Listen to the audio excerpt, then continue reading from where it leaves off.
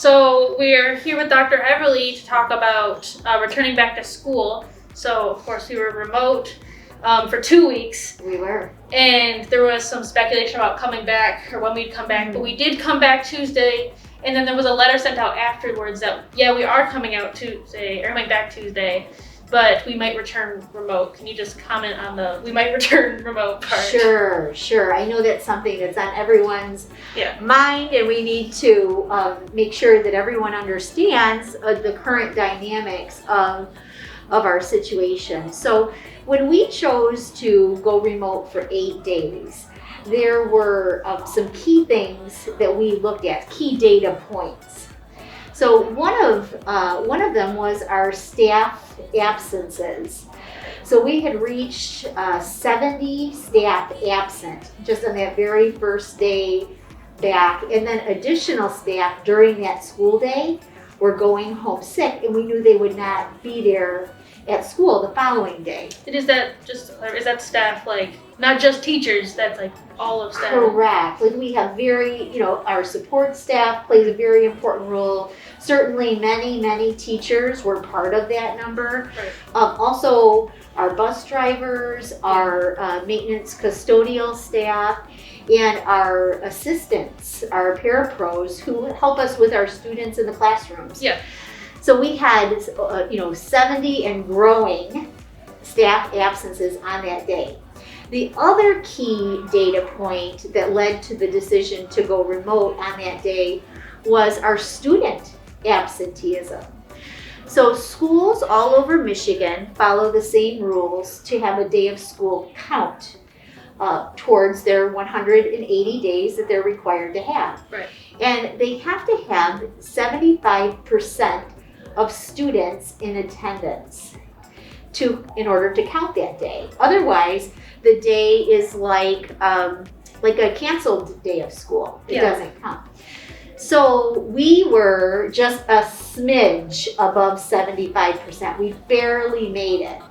And what we watched during that day was that students were going home. So they were at school and then they were going home. So there was a real risk of falling below the 75% student attendance and having the staff to operate all the important functions of a school. Right. So that students can go about their learning.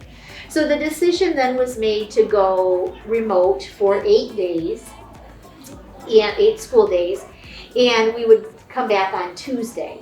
Now, we knew from watching those data points that we were in a much higher level of attendance for students and staff coming back on Tuesday. We always want to give our families time to prepare and our students and teachers time to prepare. Yeah. So that if we fall below or if we see sickness and illness creeping up again, where it would be on the student side or the staff side, that we want everyone to have a plan. Because often when those situations are occurring, they're not occurring with a lot of notice. Right. People just start, falling ill. So that's the reason for the caution in that letter. So it's more of like just we're not worried that we're going to go back anytime soon, but if we do fall below this, we're going to have to go remote. Correct. We want to give everybody the time and the space they need to make a really solid plan, so that if we would have to go back that way, it would be less of an inconvenience for people.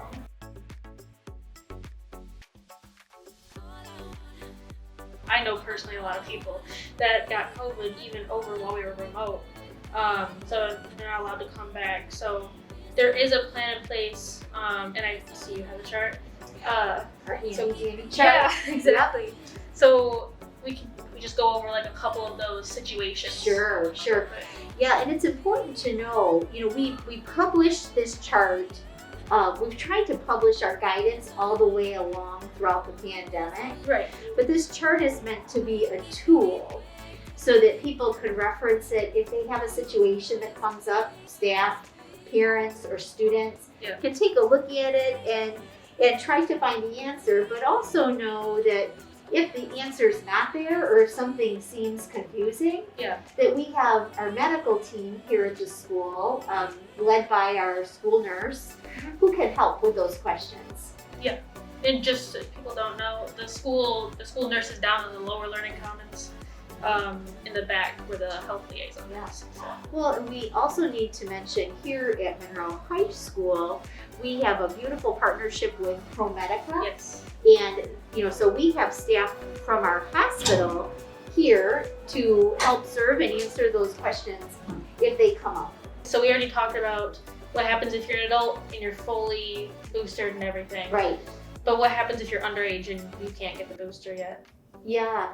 So I think that what we've created, and we sent this chart out to every single staff member and every single student and family, through their family.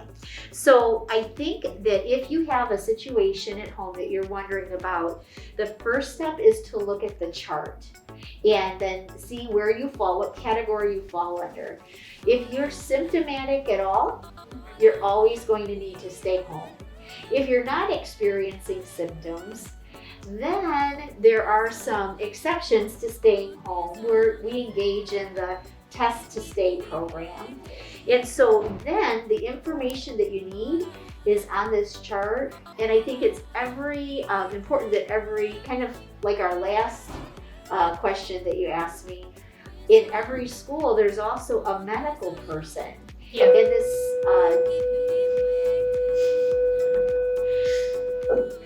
and the district-wide medical team is led by our school nurse, who is an RN. So we expect that there could be situations that maybe don't fall into the chart just right. Right. And that's when the medical team will step in and help that family and that student to figure out what it works best for them and is safest for both them and our school community. Yeah. And we'll put the chart up on the screen too. But I think that's a good point to bring up, that no matter what your stage is, if you're showing symptoms, you stay home. Yes. Bottom line. Yes, and you stay home. You stay home until you're released by a medical professional, or you've followed the timelines on the chart.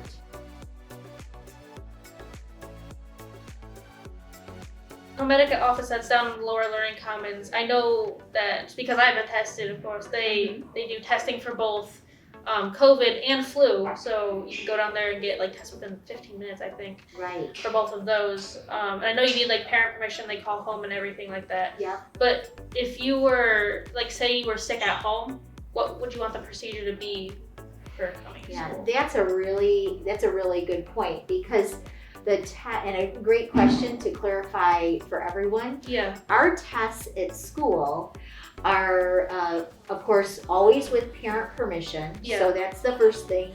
And a student can't get tested without that parent permission. And they're meant only for asymptomatic, which means no symptoms. Not mild symptoms, not a few symptoms, no symptoms. Right. If a student has symptoms of COVID, they should stay at home and they should contact their healthcare provider, or on our website or on the county health department website, there's a list of testing sites where students can get a rapid test and a PCR test. Yeah.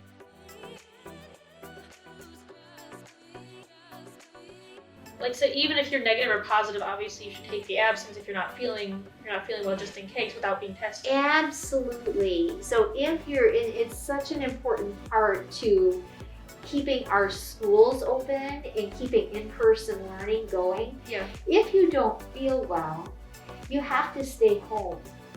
You have to stay home. If you're experiencing symptoms, then you need to stay home until a medical professional can give you some guidance about coming back.